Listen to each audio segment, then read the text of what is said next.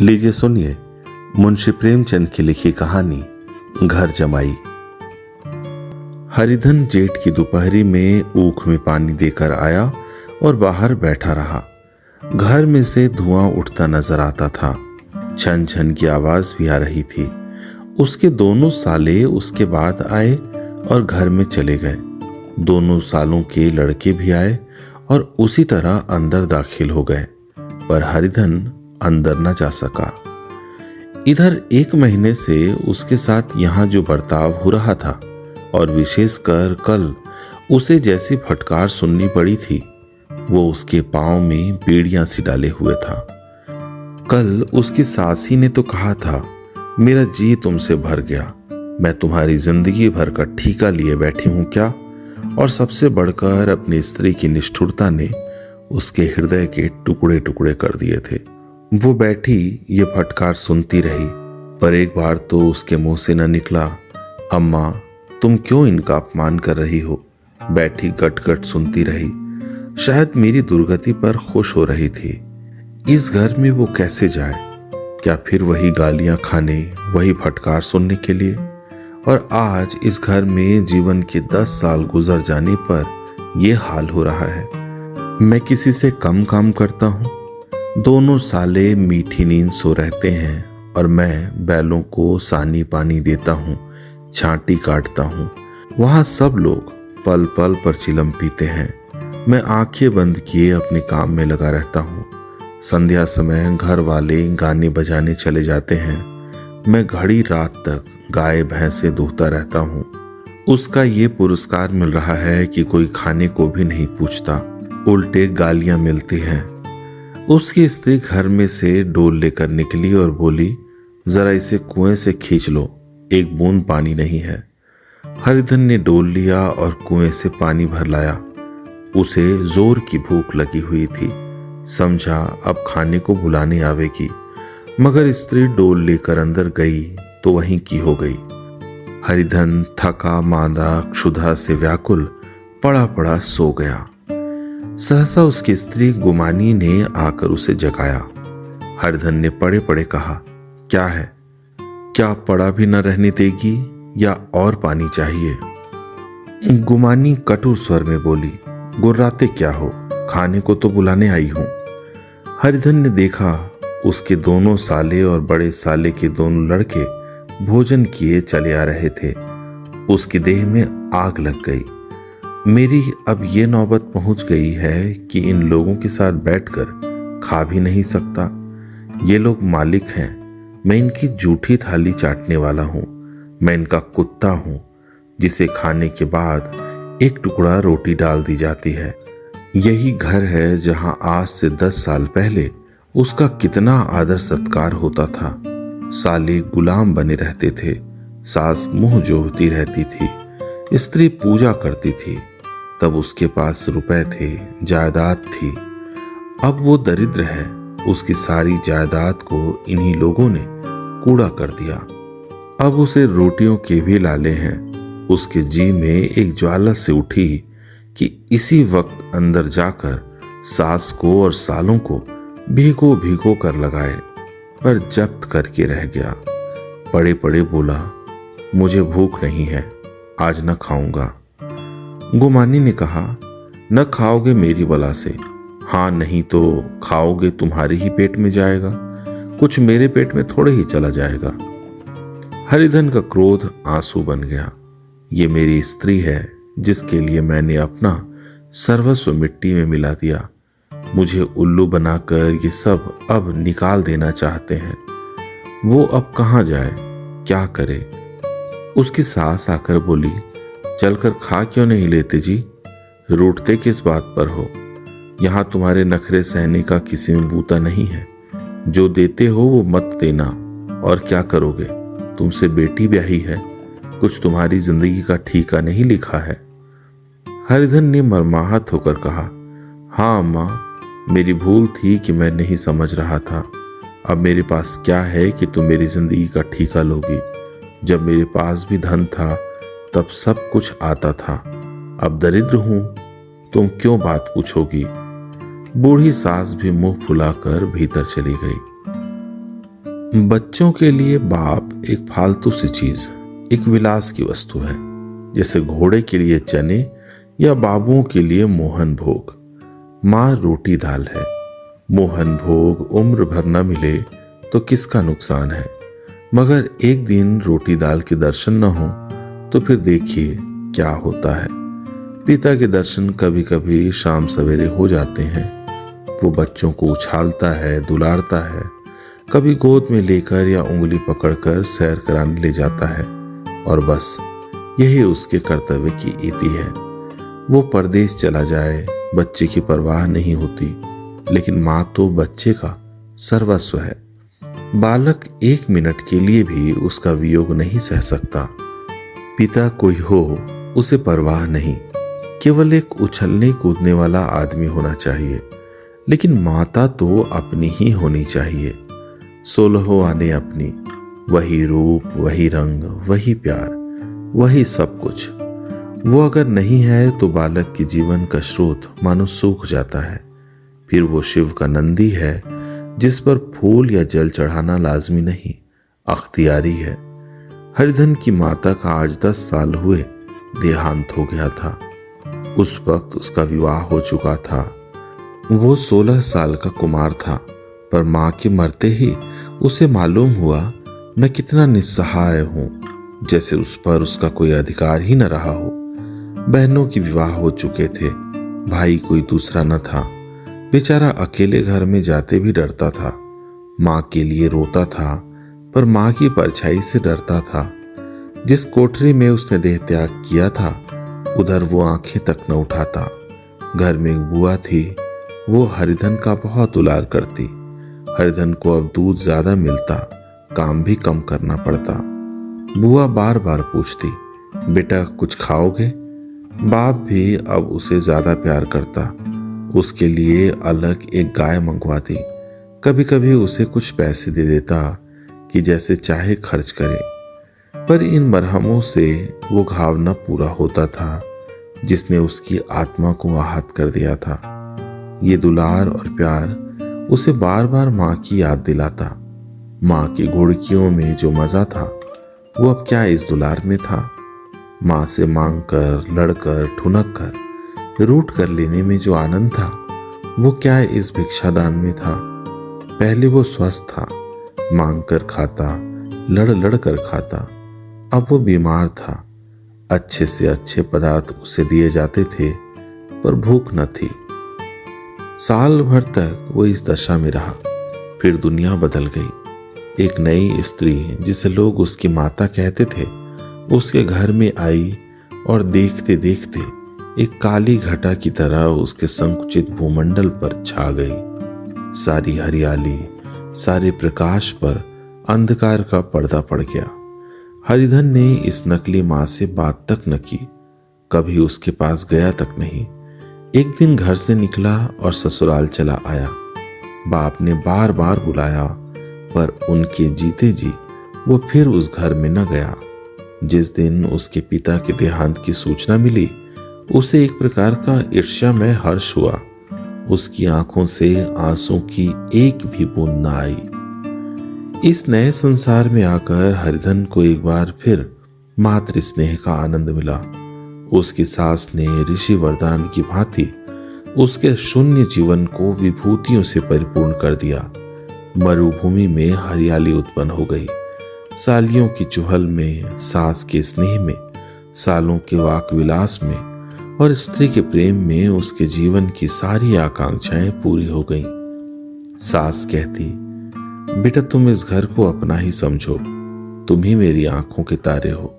वो उससे अपने लड़कों की, बहुओं की शिकायत करती। वो दिल में समझता था सास जी मुझे अपने बेटों से भी ज्यादा चाहती हैं। बाप के मरते ही वो घर गया और अपने हिस्से की जायदाद को कूड़ा करके रुपए की थैली लिए हुए आ गया। अब उसका दूना आदर सत्कार होने लगा। उसने अपनी सारी संपत्ति सास के चरणों पर अर्पण करके अपने जीवन को सार्थक कर दिया। अब तक उसे कभी कभी घर की याद आ जाती थी, अब भूल कर भी उसकी याद न आती, मानो वो उसके जीवन का कोई भीषण कांड था जिसे भूल जाना ही उसके लिए अच्छा था। वो सबसे पहले उठता, सबसे ज्यादा काम करता। उसका मनोयोग, उसका परिश्रम देखकर गांव के लोग दांतों तले उंगली दबाते थे। उसके ससुर का भाग बखानते, जिसे ऐसा दामाद मिल गया। लेकिन ज्यों-ज्यों दिन गुजरते गए उसका मान सम्मान घटता गया। पहले देवता, फिर घर का आदमी, अंत में घर का दास हो गया। रोटियों में भी बाधा पड़ गई, अपमान होने लगा। अगर घर के लोग भूखों मरते और साथ ही उसे भी मरना पड़ता तो उसे जरा भी शिकायत न होती। लेकिन जब देखता और लोग मुझों पर दाव दे रहे हैं, केवल मैं ही दूध की मक्खी बना दिया गया हूं, तो उसके अंतःस्थल से एक लंबी ठंडी आह निकल जाती। अभी उसकी उम्र 25 ही साल की तो थी। इतनी उम्र इस घर में कैसे गुजरेगी। और तो और उसकी स्त्री ने भी आंखें फेर ली। ये उस विपत्ति का सबसे क्रूर दृश्य था। हरिधन तो उधर भूखा प्यासा चिंता दाह में जल रहा था। इधर घर में सास जी और दोनों सालों में बातें हो रही थी। गुमानी भी हाँ में हाँ मिलाती जाती थी। बड़े साले ने कहा, हम लोगों की बराबरी करते हैं, ये नहीं समझते कि किसी ने उनकी जिंदगी भर का बीड़ा थोड़े ही लिया है। 10 साल हो गए, इतने दिनों में क्या 2-3 हजार न हड़प गए होंगे। छोटे साले बोले, मजूर हो तो आदमी घुड़ के भी डांटे भी, अब इनसे कोई क्या कहे। न जाने इनसे कभी पिंड छूटेगा भी या नहीं। अपने दिल में समझते होंगे मैंने 2000 रुपए नहीं दिए हैं। ये नहीं समझते कि उनके 2000 कब के उड़ चुके। सवा सेर तो 1 जून को चाहिए। सास ने गंभीर भाव से कहा, बड़ी भारी खुराक है। गुमानी माता के सिर से जूं निकाल रही थी। सुलगते हुए हृदय से बोली, निकम्मे आदमी को खाने के सिवा और काम ही क्या रहता है। बड़े साले ने कहा, खाने की कोई बात नहीं है, जिसकी जितनी भूख हो उतना खाए, लेकिन कुछ पैदा भी तो करना चाहिए। ये नहीं समझते कि पहुनई में किसी के दिन कटे हैं। छोटे साले ने कहा, मैं तो एक दिन कह दूंगा, अब अपनी राह लीजिए, आपका कर्जा नहीं खाया है। गुमानी घर वालों की ऐसी ऐसी बातें सुनकर अपने पति से द्वेष करने लगी थी। अगर वो बाहर से 4 पैसे लाता तो इस घर में उसका कितना मान सम्मान होता। वो भी रानी बनकर रहती। न जाने क्यों कहीं बाहर जाकर कमाते उसकी नानी मरती है। गुमानी की मनोवृत्तियां अभी तक बिल्कुल बालपन की सी थी। उसका अपना कोई घर न था। उसी घर का हित अहित उसके लिए भी प्रधान था। वो भी उन्हीं शब्दों में विचार करती, इस समस्या को उन्हीं आंखों से देखती जैसे उसके घर वाले देखते थे। सच तो 2000 रुपए में क्या किसी को मोल ले लेंगे। 10 साल में तो 2000 होते ही क्या है, 200 ही तो साल भर के हुए। क्या 2 आदमी साल भर में 200 भी न खाएंगे। फिर कपड़े लत्ते, दूध घी सभी कुछ तो है। 10 साल हो गए, एक पीतल का छल्ला नहीं बना। घर से निकलते तो जैसे इनके प्राण निकलते हैं। जानते हैं जैसे पहले पूजा होती थी वैसे ही जन्म भर होती रहेगी। ये नहीं सोचते कि पहले और बात थी, अब और बात है। बहू तो पहले ससुराल जाती है तो उसका कितना महात्म होता है। उसकी डोली से उतरते ही 5 बजते हैं। गांव मोहल्ले की औरतें उसका मुंह देखने आती हैं और रुपए देती हैं। महीनों उसे घर भर से अच्छा खाने को मिलता है, अच्छा पहनने को कोई काम नहीं लिया जाता। लेकिन 6 महीनों के बाद कोई उसकी बात भी नहीं पूछता। वो घर भर की लौंडी हो जाती है। उनके घर में मेरी भी तो वही गति होती है। फिर काहे करो ना। जो ये कहो कि मैं तो काम करता हूं तो तुम्हारी भूल है। मजूर की और बात है, उसे आदमी डांटता भी है, मारता भी है। जब चाहता है रखता है, जब चाहता है निकाल देता है, कसकर काम लेता है। ये नहीं कि जब जी में आया कुछ काम किया, जब जी में आया पढ़कर सो रहे। हरिधन अभी बड़ा अंदर ही अंदर सुलग रहा था कि दोनों साले बाहर आए और बड़े साहब बोले, भैया उठो, तीसरा पहर ढल गया, कब तक सोते रहोगे, सारा खेत पड़ा हुआ है। हरिधन चट उठ बैठा और तीव्र स्वर में बोला, क्या तुम लोगों ने मुझे उल्लू समझ लिया है? दोनों साले हक्का बक्का हो गए। जिस आदमी ने कभी जबान नहीं खोली, हमेशा गुलामों की तरह हाथ बांधे हाजिर रहा, वो आज एकाएक इतना आत्माभिमानी हो जाए, ये उनको चौंका देने के लिए काफी था। कुछ जवाब न सूझा। हरिधन ने देखा इन दोनों के कदम उखड़ गए हैं, तो एक धक्का और देने की प्रबल इच्छा को रोक न सका। उसी ढंग से बोला, मेरी भी आंखें हैं, अंधा नहीं हूं, न बहरा ही हूं। छाती फाड़कर काम करूं और उस पर भी कुत्ता समझा जाऊं, ऐसे गधे और कहीं होंगे। अब बड़े साले भी गर्म पड़े।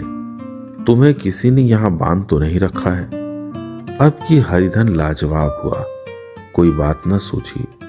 बड़े ने फिर उसी ढंग से कहा, अगर तुम ये चाहो कि जन्म भर पाहुने बने रहो और तुम्हारा वैसा ही आदर सत्कार होता रहे, तो ये हमारे वश की बात नहीं है।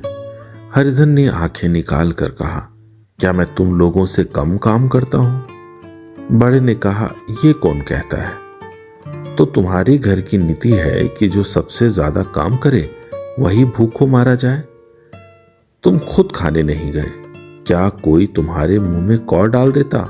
बड़े ने कहा। हरिधन ने ओठ चबाकर कहा, मैं खुद खाने नहीं गया, कहते तुम्हें लाज नहीं आती? नहीं आई थी बहन तुम्हें बुलाने? छोटे साले ने कहा, अम्मा भी तो आई थी, तुमने कह दिया मुझे भूख नहीं है, तो क्या करती? सास भीतर से लपकी चली आ रही थी। ये बात सुनकर बोली, कितना कहकर हार गई, कोई उठे ना तो मैं क्या करूं? हरिधन ने विष, खून और आग से भरे हुए स्वर में कहा, मैं तुम्हारे लड़कों का जूठा खाने के लिए हूं? मैं कुत्ता हूं कि तुम लोग खाकर मेरे सामने रूखी रोटी का टुकड़ा फेंक दो? बुढ़िया ने ऐंठ कर कहा, तो क्या तुम लड़कों की बराबरी करोगे?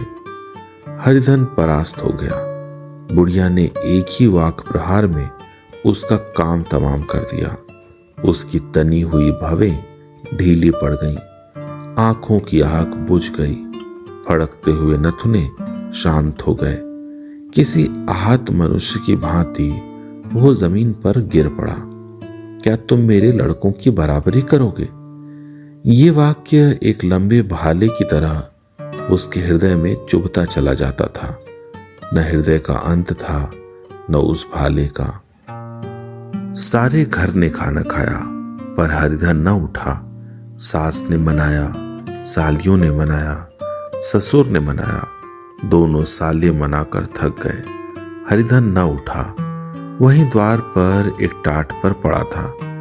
उसे उठाकर सबसे अलग कुएं पर ले गया और जगत पर बिछाकर पड़ा रहा। रात भीग चुकी थी। अनंत प्रकाश में उज्जवल तारे बालकों की भांति क्रीड़ा कर रहे थे। कोई नाचता था, कोई उछलता था, कोई हंसता था, कोई आंखें मीच कर फिर खोल देता था। रह रह कर कोई साहसी बालक सपाटा भरकर एक पल में उस विस्तृत क्षेत्र को पार कर लेता था और न जाने कहां छिप जाता था। हरिधन को अपनी बचपन याद आया, जब वो भी इस तरह क्रीड़ा करता था। उसकी बाल स्मृतियां उन्हीं चमकीले तारों की भांति प्रज्वलित हो गईं। वो अपना छोटा सा घर, वो आम के बाग जहां वो केरियां चुना करता था, वो मैदान जहां कबड्डी खेला करता था, सब उसे याद आने लगे। फिर अपनी स्नेहमयी माता की सहृदय मूर्ति उसके सामने खड़ी हो गई। उन आंखों में कितनी करुणा थी, कितनी दया थी। उसे ऐसा जान पड़ा मानो माता आंखों में आंसू भरे उसे छाती से लगा लेने के लिए हाथ फैलाए उसकी ओर चली आ रही है। वो उस मधुर भावना में अपने को भूल गया। ऐसा जान पड़ा मानो माता ने उसे छाती से लगा लिया है और उसके सिर पर हाथ फेर रही है। वो रोने लगा, फूट फूट कर रोने लगा। उसी आत्मसम्मोहित दशा में उसके मुंह से ये शब्द निकला, अम्मा, तुमने मुझे इतना भुला दिया। देखो तुम्हारे प्यारे लाल की क्या दशा हो रही है। कोई उसे पानी को भी नहीं पूछता। क्या जहां तुम हो वहां मेरे लिए जगह नहीं है? सहसा गुमानी ने आकर पुकारा, क्या सो गए तुम? नौज किसी को ऐसी राक्षसी नींद आए। चलकर खा क्यों नहीं लेते? कब तक कोई तुम्हारे लिए बैठा रहे? हरिधन उस कल्पना जगत से क्रूर प्रत्यक्ष में आ गया। वही कुएं की जगत थी, वही फटा हुआ टाट, और गुमानी सामने खड़ी कह रही थी, कब तक कोई तुम्हारे लिए बैठा रहे? हरिधन उठ बैठा और मानो तलवार म्यान से निकाल कर बोला, भला तुम्हें मेरी सुध तो आई? मैंने तो कह दिया था मुझे भूख नहीं है। गुमानी ने कहा, तो कै दिन न खाओगे? अब इस घर का पानी भी न पीऊंगा। तुझे मेरे साथ चलना है या नहीं? दृढ़ संकल्प से भरे हुए इन शब्दों को सुनकर गुमानी सहम उठी। बोली, कहाँ जा रहे हो? हरिधन ने मानो नशे में कहा, तुझे इससे क्या मतलब? मेरे साथ चलेगी या नहीं? फिर पीछे से न कहना मुझसे कहा नहीं। गुमानी आपत्ति के भाव से बोली, तुम बताते क्यों नहीं? कहाँ जा रहे हो? तू मेरे साथ चलेगी या नहीं? जब तक तुम बता न दोगे मैं नहीं जाऊंगी। तो मालूम हो गया तू नहीं जाना चाहती। मुझे इतना ही पूछना था। नहीं, अब तक मैं आधी दूर निकल गया होता। ये कहकर वो उठा और अपने घर की ओर चला। गुमानी पुकारती रही, सुन लो, सुन लो, पर उसने पीछे फिरकर भी न देखा। 30 मील की मंजिल हरिधन ने 5 घंटों में तय की। जब वो अपने गांव की अमराइयों के सामने पहुंचा तो उसकी मातृभावना उषा की सुनहरी गोद में खेल रही थी। उन वृक्षों को देखकर उसका विहल हृदय नाचने लगा।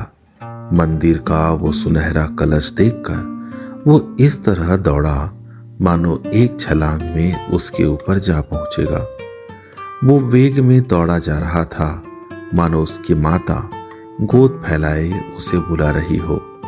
जब वो आम के बागों में पहुंचा, जहां डालियों पर बैठकर वो हाथी की सवारी का आनंद पाता था, जहां की कच्ची बेरों और लिसोड़ों में एक स्वर्गीय स्वाद था, तो वो बैठ गया और भूमि पर सिर झुकाकर रोने लगा, मानो अपनी माता को अपनी विपत्ति कथा सुना रहा हो।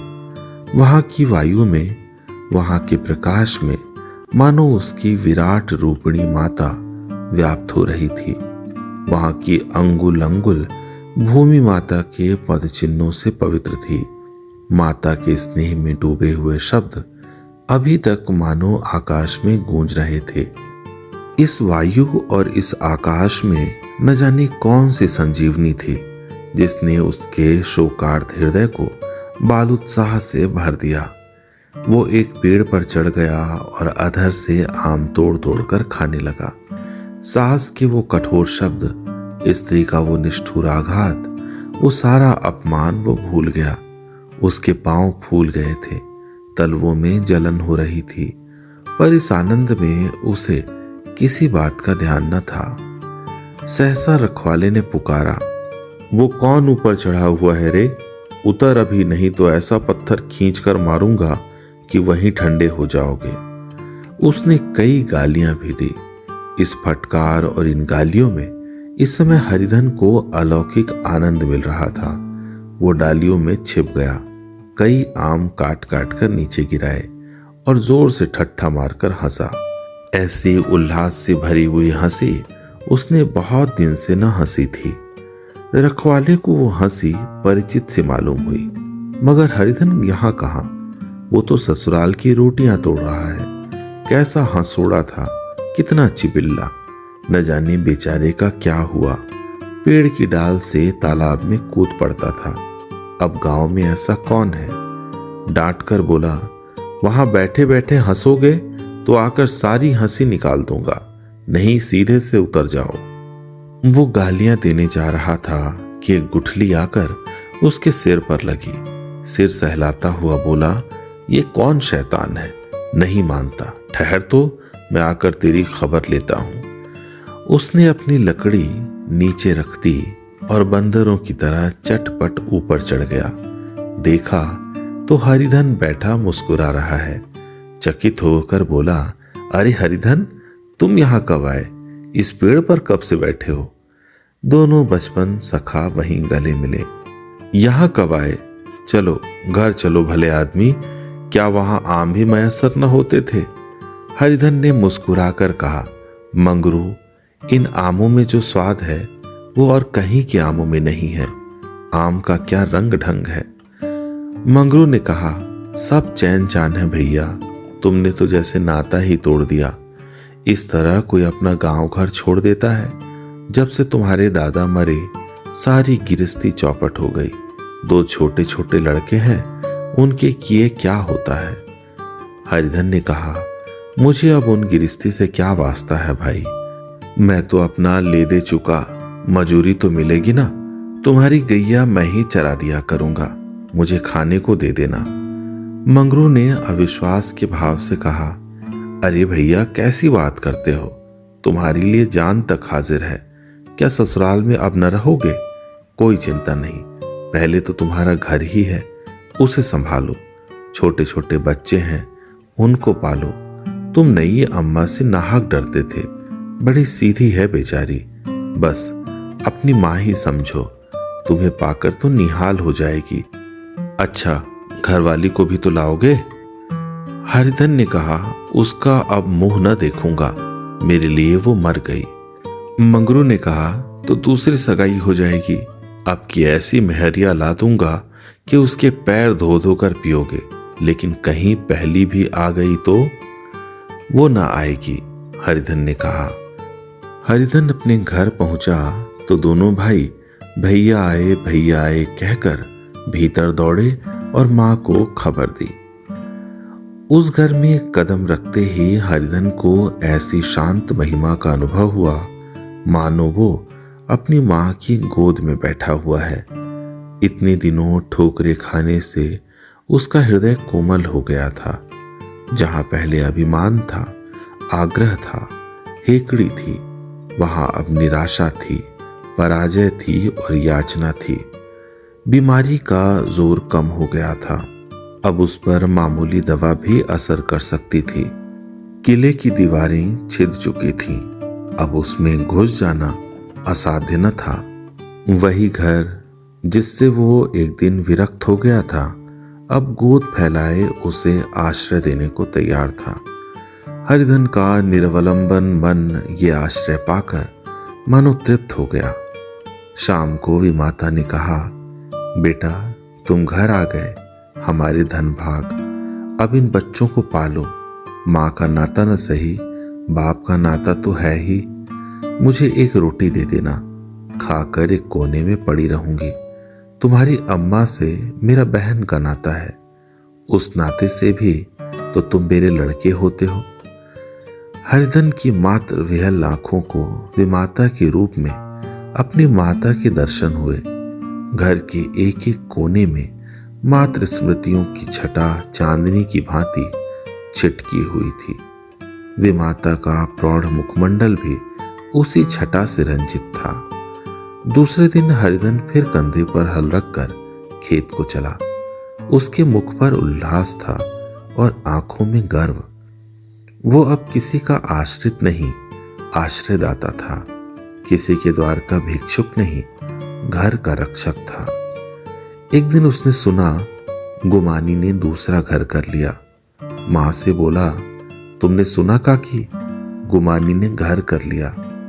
काकी ने कहा, घर क्या कर लेगी, ठट्टा है, बिरादरी में ऐसा अंधेर, पंचायत नहीं अदालत तो है।